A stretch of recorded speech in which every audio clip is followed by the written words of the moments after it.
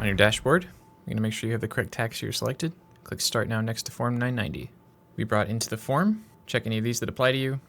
Check over your organization information that's been pulled from what you entered earlier. Tax exempt status, any of these that apply to you if it's a group return. Form of organization, year of formation, and state of legal domicile.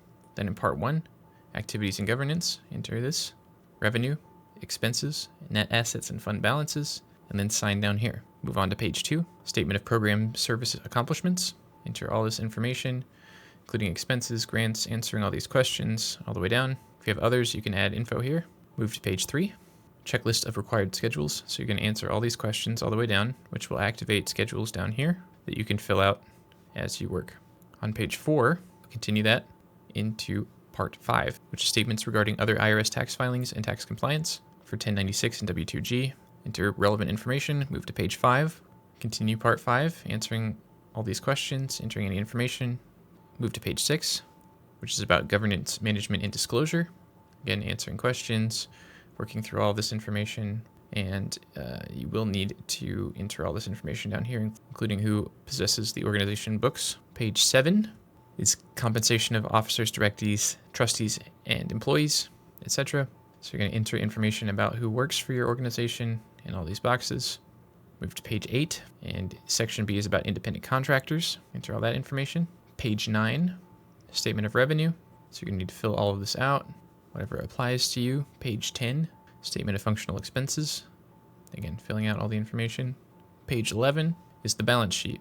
So you need to make sure everything lines up here. For more information about this, there are buttons here to view a video specifically about the balance sheet and how it works. On page 12, reconciliation of net assets, which helps with the balance sheet, and then financial statements and reporting. Then you can move on to schedules. So Schedule A, page 1, you at least need to enter the reason for public charity status. Depending on what you select here, will activate more pages. Working through all of these schedules all the way down.